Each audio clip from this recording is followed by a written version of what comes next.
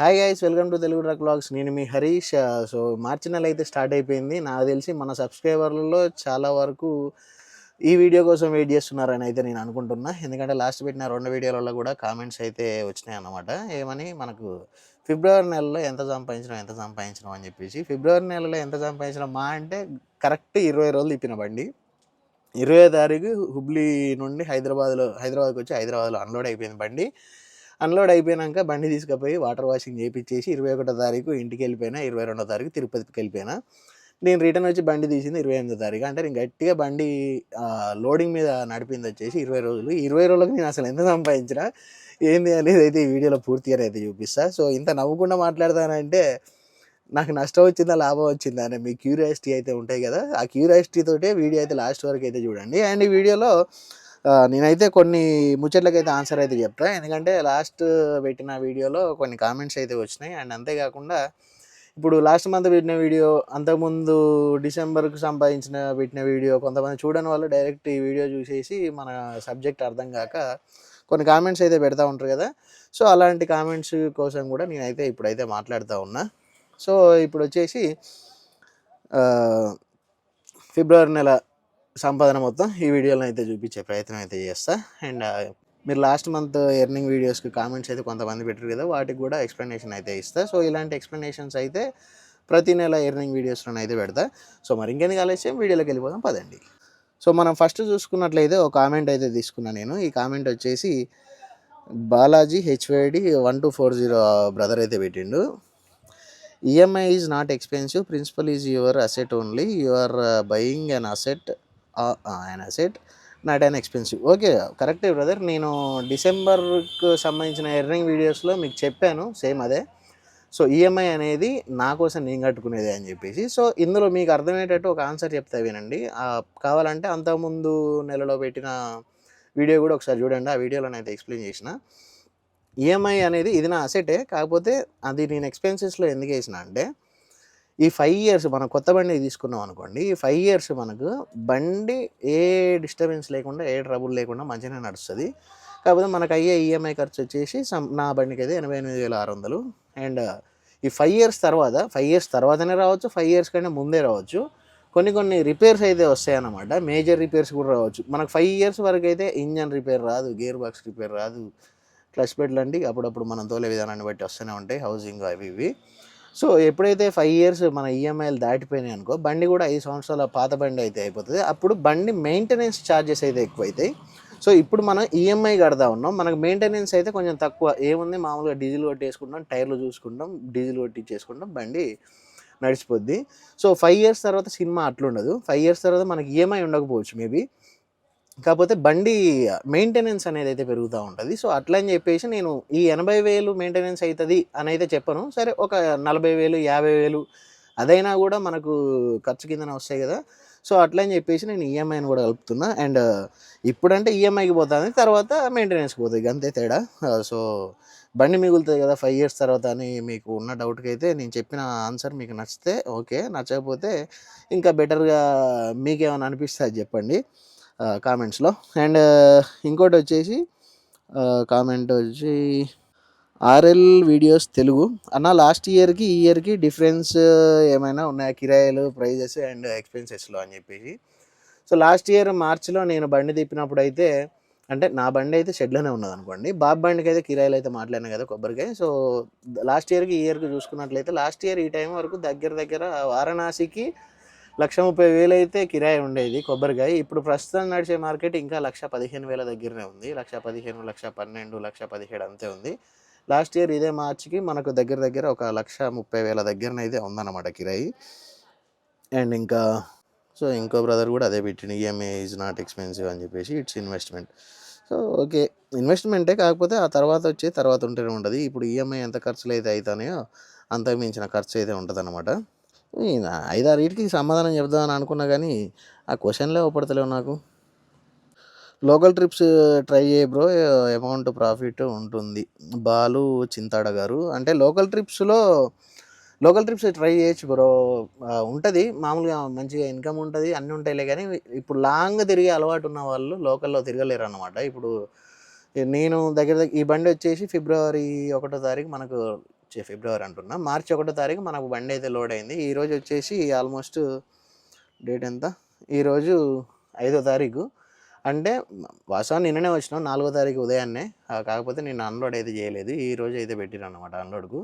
So నేను ఇప్పుడు 1వ తారీఖు లోడ్ అయిన బండి 5వ తారీఖు పట్ట అయిపోయినా, 1వ తారీఖు అయిపోయిన పట్ట 5వ తారీఖు ఇప్పిన. ఇదే లోకల్లో తిరిగినాం అనుకోండి, ఇవాళ పట్ట అయిపోయినా అనుకో రేపు పొద్దుగాల పట్ట తీసేయాలి, మళ్ళీ అదే రోజు లోడ్ అయింది అనుకో మళ్ళీ రాత్రికి మళ్ళీ పట్ట వేసుకోవాలి. సో చాకిరీ ఎక్కువ ఉంటుంది, మనకు చాకిరీ ఎక్కువ ఉంటుంది. అంటే లోకల్ లాంగ్ పెద్ద డిఫరెన్స్ ఏముండదు, అమౌంట్ మిగిలేదు, రెండు సేమే మిగిలితే రెండింటికి సేమే. కాకపోతే మన ఒళ్ళు అనేది ఎక్కువ అలసిపోతుంది అనమాట. సో దానివల్ల లోకల్ తిరగడానికి అయితే ఎక్కువ శాతం ఇంట్రెస్ట్ అయితే చూపించాను నేను. అంటే లాంగ్ అలవాటు అయిన వాళ్ళు లోకల్ తిరగలేరు, లోకల్ తిరగడం అలవాటు అయిన వాళ్ళు లాంగ్ తిరగలేరు. ఇదైతే సింపుల్ ముచ్చట. అంటే ఇక అదే వీడియోలో అండ్ అంతకుముందు వీడియోలో కూడా చాలామంది అయితే నన్ను అడిగిన ఒక క్వశ్చన్ అయితే చాలామంది అడిగారు, దీనికైతే సమాధానం అయితే చెప్తున్నా. లుధియానాకి అయితే వెళ్ళాం కదా మనం జనవరిలో, మరి లుధియానా 15 రోజులు బండి హాల్టింగ్ అయింది కదా, 15 రోజులకి ఏమైనా వెయిటింగ్ ఛార్జెస్ ఇస్తారని అయితే అడిగారు అనమాట. సో చేపలకు వెయిటింగ్ ఛార్జెస్ అనేటివి అయితే ఉండవు, మనకు ముందే కిరాయి అయితే ఎక్కువ రాస్తారు. మామూలుగా సివిల్ లోడ్ మనం ఢిల్లీకి వేసుకొస్తే 1,10,000 కిరాయి అయితే ఉంటుంది. అదే చేపలు వేసుకొని వస్తే 1,45,000 1,50,000 రూపాయల కిరాయి అయితే ఉంటుంది. సో సివిల్ లోడ్ వచ్చేసి నువ్వు వస్తావు ఏమంటే అన్లోడ్ చేసుకుంటావు, మళ్ళీ వేరే లోడ్ చూసుకొని అయితే వెళ్ళిపోతావు. చేపలు వస్తే ఒక 5-10 రోజులు లేట్ అవుతుంది కాబట్టి నీకు ముందే కిరాయి అయితే పెంచి అయితే రాస్తారనమాట. సో చేపల లోడ్కి అయితే ఎక్కడ కూడా ఇప్పటివరకు అయితే వెయిటింగ్ ఇచ్చిన దాఖలాలు అయితే లేవు. మరీ 15 రోజుల తర్వాత ఎట్లా చేప పనికిరాదు, ఆడ పారబోసుకొని వెళ్ళిపోవడమే మనమే. సో అట్లయితే ఉంటుంది అనమాట. సో ఇవి ఈ క్వశ్చన్స్కి అయితే నేను ఆన్సర్స్ ఇవ్వాలనుకున్నా. సో మీరు కూడా మీకు ఏమైనా క్వశ్చన్స్ అయితే ఉన్నాయనుకోండి, ఇప్పుడు ఈ వీడియో ఉంది కదా, ఈ వీడియో కింద కామెంట్ అయితే చేయండి. నాకు నచ్చిన క్వశ్చన్స్ ఏవేవైతే ఉంటాయో ఆ క్వశ్చన్స్కి అయితే నేను నెక్స్ట్ మంత్ ఇన్కమ్ వీడియో చేస్తాను కదా, ఆ ఇన్కమ్ వీడియోలో అయితే మీకు ఎక్స్ప్లెయిన్ చేసి అంటే నా ఆన్సర్ ఇచ్చే అవకాశం అయితే ఉంటుంది. సో ఇప్పుడైతే టడాయ్ లెక్క అయితే రాసిన 20 రోజుల పేరు మీద ఎన్ని ట్రిప్పులు వేసినా ఎంత సంపాదించిన అనేది ఇప్పుడైతే మీకు చూపించే ప్రయత్నం అయితే చేస్తా. లెక్క ఇలా పొద్దుగాలనే మొత్తం క్లియర్ చేసి పెట్టినా అనమాట. అంటే ఏ ట్రిప్ ఆ ట్రిప్పే రాస్తా లెక్క, కాకపోతే మొత్తం లెక్కలకి ఇట్లా అన్ని కూడికలు తీసివేతలు అన్నీ వేసి మొత్తం అయితే పెట్టేసిన. ఇప్పుడైతే మీకు చూపిస్తారండి ఇక. సో ఇది మన ఫిబ్రవరి మంత్ స్టార్టింగ్ నుండి లెక్క అన్నమాట. ఇది వచ్చేసి లాస్ట్ మంత్ జనవరిలో అయితే చేసినాం కదా, ఫిబ్రవరి స్టార్టింగ్లో జనవరిలో చేసిన లెక్క అయితే ఇది. అండ్ ఇక్కడ మనం చూసుకున్నట్లయితే ఆంధ్రప్రదేశ్ టు ప్రయాగ్రాజు ఫిబ్రవరి 2వ తారీఖు అయితే మనం లోడ్ అయితే నింపడం అయితే జరిగింది. అండ్ ఈ లోడ్ కిరాయి వచ్చేసి మనకు కొబ్బరికాయ ఫిక్స్డ్ రేట్ అయితే ఉంటుంది అనమాట. 1,12,000 రూపాయలకి అయితే వేసుకొని అయితే రావడం అయితే జరిగింది. అండ్ దీనికి సంబంధించిన మొత్తం ఖర్చులు, loading, commission, diesel, toll, diesel, MH, MP, unloading, police, guide, డెఫ్ఐలు మొత్తం సంబంధించింది వచ్చేసి లెక్క అయితే ఇది 64,780 రూపాయలు అయితే వచ్చింది. అండ్ మనకు మిగిలిన అమౌంట్ అయితే ఇది ఇక్కడ అన్లోడ్ చేసేసుకొని ఫతేపూర్ టు హైదరాబాద్కి అయితే పెట్టేసినాం. ఇది వచ్చేసి మనకు 2,800 ఇంటూ 25 20 టన్నులకు మనకు 2,800 అంటే టన్నుకి 2,800 అయితే అయిందనమాట. సో ఈ లెక్క చూసుకున్నట్లయితే ఇది ఇందులో మనకు ఖర్చు వచ్చేసి 62,000 వచ్చింది, మిగులుదనం వచ్చేసి ఇది. అండ్ దాని తర్వాత మనం హైదరాబాద్ నుండి మంగళూరుకి అయితే పెట్టేసాం. మంగళూరుకి వచ్చేసి 60,000 అయితే పెట్టడం అయితే జరిగింది. దీనికి సంబంధించిన మొత్తం లెక్క అయితే ఇది, మనకు మిగిలిన బ్యాలెన్స్ అయితే ఇది అనమాట. సో ఇంత ఎట్లా మిగిలిందని అనుకోకండి, ఎందుకంటే ఇందులో మన నాగపూర్ ఫుల్ చేసినాం కదా, ఆ డీజిల్ అయితే ఇందులో కన్వర్ట్ అయితే అయిందనమాట. కాబట్టి ఇందులో మనకు డీజిల్ ప్రైస్ అనేది ఒకటేసారి పడ్డది, లేకపోతే 2 సార్లు కొట్టించేది అయితే ఉండేది. సో ఇక్కడ మనకి 26,000 అయితే మిగిలింది. అండ్ నేను వచ్చేసి రౌండ్ ఫిగర్స్ అయితే తీసుకుంటా లాస్ట్కి. అండ్ నెక్స్ట్ మొత్తం ట్రిప్లు వచ్చేసి 1 2 3 4 5 6 7 ట్రిప్పులు 20 రోజులలో 7 ట్రిప్పులు అయితే పడ్డాయి. అంటే ఇది వచ్చేసి లాస్ట్కు ఇది 28వ తారీఖు వేసిన ట్రిప్పు. అండ్ కేరళ అంటే మంగళూరు అన్లోడ్ చేసేసి కేరళ బార్డర్కి అయితే వెళ్ళాను 50 కిలోమీటర్లు 13వ తారీఖు. మనకు వచ్చేసి 24 టన్నులకు ఫిక్స్డ్ అయితే ఇచ్చారనమాట 21,100. సో లోడింగ్ లేదని చెప్పేసి నేనైతే ఇట్లా అయితే పెట్టడం అయితే జరిగింది. సో ఆ కిరాయి వచ్చేసి మనకు 50,400. ఇందులో ఈ ఖర్చులు అయితే ఇవి, మొత్తం వచ్చిన ఖర్చు అయితే ఇది. అండ్ మనకు మిగిలిన పైసలు వచ్చేసి మిగలలేదు, ఇది ఇంకా మనకే తగిలిందనమాట, -857 రూపాయలు. సో ఇక్కడ మనకు మిగులుదనం అయితే ఎక్కువ ఉంది కదా, సో ఇక్కడ తగిలింది. అండ్ కేరళ నుండి హైదరాబాద్ వచ్చినాక మళ్ళీ హైదరాబాద్ నుండి హుబ్లీకి అయితే పెట్టాను. ఇది వచ్చేసి 40,000 రూపాయల కిరాయి, కేబుల్ డ్రమ్స్ ఫిక్స్డ్ కిరాయి ఇది. దీని ఖర్చులు అయితే ఇవి. అండ్ మన ఖర్చు వచ్చేసి ఇంత వచ్చింది. అంటే ఇందులో డీజిల్ ఫుల్ ట్యాంక్ అయితే చేయించినాం కదా, దానివల్ల ఇందులో మనకు డీజిల్ అయితే రాలేదు, డైరెక్ట్ వెళ్ళిపోయి అన్లోడ్ అయితే అయిపోయింది. ఇందులో మనకు మిగిలిన డబ్బులు అయితే ఇవి. అండ్ ఇక్కడ చూసుకున్నట్లయితే హుబ్లీ అన్లోడ్ చేశాక కోస్ట్కి అయితే వచ్చాను, అక్కడ నుండి హైదరాబాద్కి అయితే పెట్టాను 36,250 రూపాయలు. ఇందులో మనకు వచ్చిన ఖర్చు అయితే ఇదన్నమాట. సో ఇందులో మళ్ళీ డీజిల్ ఫుల్ అయితే చేశాను. సో ఎక్స్పెన్సెస్ అయితే ఎక్కువ ఉన్నాయి. మనకు మైనస్ 3,800 రూపాయలు. ఈ డీజిల్ ఇట్నే ఉండి మనం 21వ తారీఖు అయితే ఇంటికి వెళ్ళిపోయాను.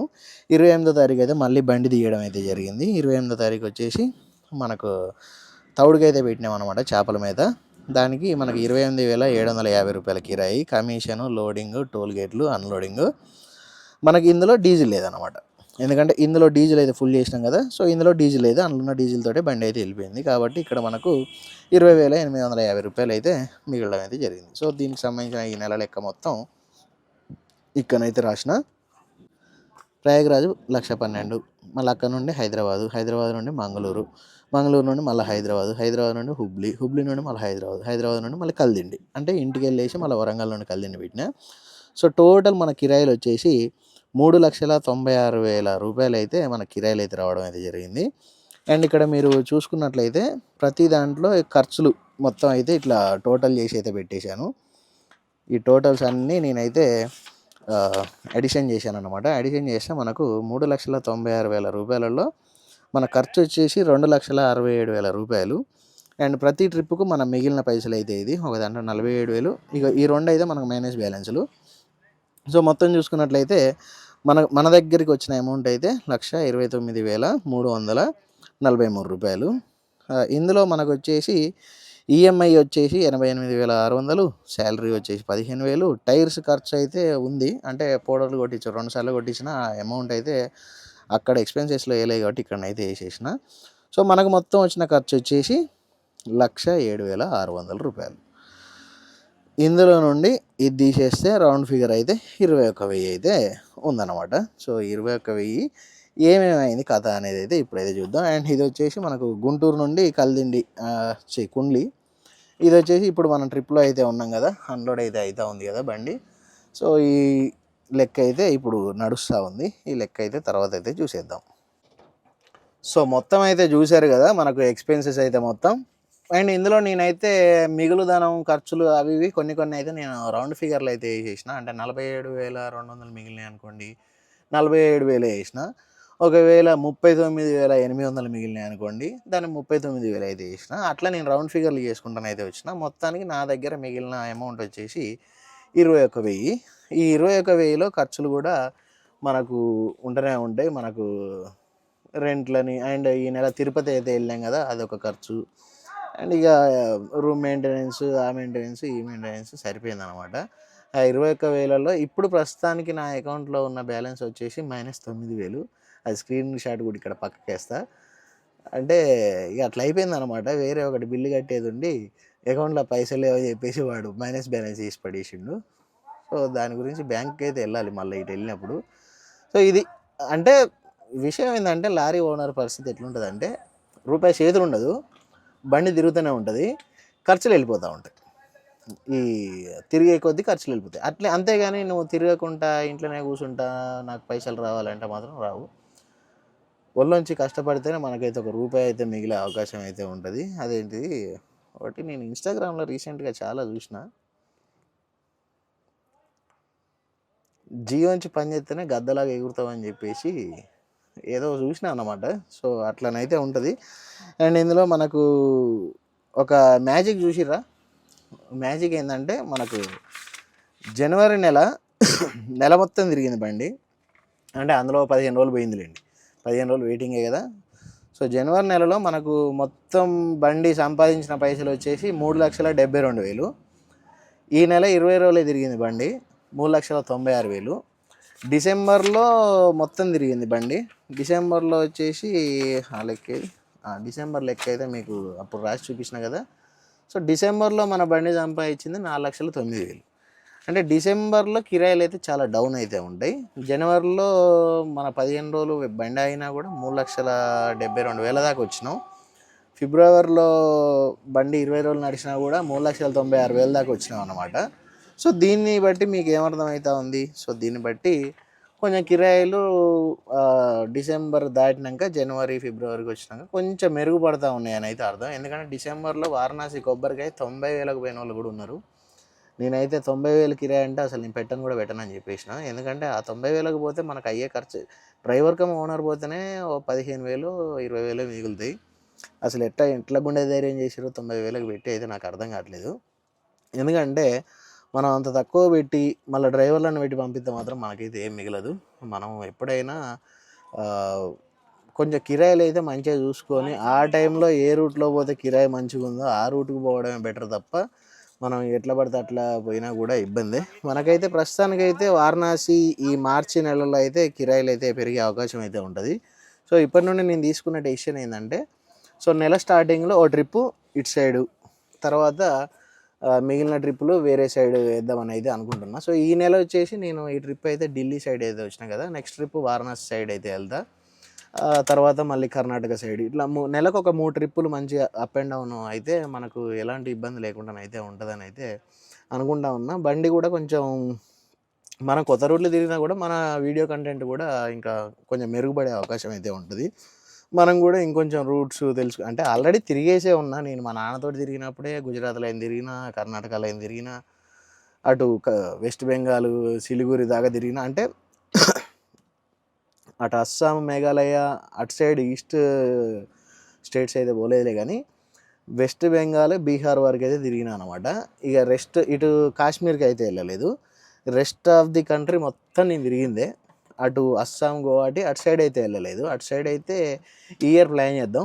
ఎందుకంటే కొంచెం మనం ఫైనాన్షియల్గా కూడా మనకు కొంచెం బాగుపడ్డాక మనం అటు పోతే మనకి ఏమన్నా ఉంటుందిలే, కానీ లేకపోతే ఇబ్బంది. అండ్ వెస్ట్ బెంగాల్లో మనకు డమ్మీ ట్యాక్స్ అని చెప్పేసి అయితే ఒకటైతే ఉంటుంది. డమ్మీ ట్యాక్స్ 7,000 ఎంతో సంథింగ్ అయితే ఉంటుంది అనమాట. ఇప్పుడు నా నేషనల్ పర్మిట్ వచ్చేసి జూన్లో. నేను ఇప్పుడు వెస్ట్ బెంగాల్ సైడ్ పెట్టుకొని అటు పోయి మళ్ళీ నేను డమ్మీ ట్యాక్స్ కట్టుకున్నాను అనుకో, ఆ డమ్మీ ట్యాక్స్ 6 నెలలే పనిచేస్తుంది. అంటే నా నేషనల్ పర్మిట్ ఇంకా ఎంత ఉందో వ్యాలిడిటీ అప్పటి వరకే పనిచేస్తుంది. అదే నేను నా నేషనల్ పర్మిట్ పడ్డాక ఫస్ట్ ట్రిప్ సెకండ్ ట్రిప్ పెట్టుకొని అటు వెళ్ళిపోయాను అనుకోండి, అప్పుడు డమ్మీ ట్యాక్స్ కట్టుకుంటే నాకు ఆ 1 ఇయర్ మొత్తం పనిచేస్తుంది. నేను ఎప్పుడంటే అప్పుడు అటు సైడ్ లోడ్గా అయితే పెట్టుకొని వెళ్ళిపోవచ్చు అనమాట. ఆ డమ్మీ ట్యాక్స్లో మనకైతే కవర్ అయితే అయిపోతూ ఉంటుంది. నాది ఆల్రెడీ 6 నెలలు అయిపోయింది. 6 నెలలు ఎక్కడ, ఇప్పుడు నా జూన్ నా బండి తీసింది అయితే జూన్లో నాది నేషనల్ పర్మిట్. ఇప్పుడు ఆల్రెడీ మార్చి వచ్చేసింది. మార్చి ఏప్రిల్ మే జూన్ ఇంకొక 4 నెలలు అయితే 4 నెలలు కూడా అవసరం లేదు. మార్చి ఏప్రిల్ మే జూన్ 2కే నా బర్త్డే రోజే నా బండి ఫిట్నెస్ నేషనల్ పర్మిట్ 2 అయితే ఉంటాయి. ఎందుకంటే అట్లా ఎందుకు పెట్టినా అంటే అప్పుడు చిన్నగా ఆ వంకతోటి మనం బర్త్డే రోజు ఇంటి దగ్గర ఉండొచ్చు కదా, అట్లా అనేది పెట్టినా అనమాట.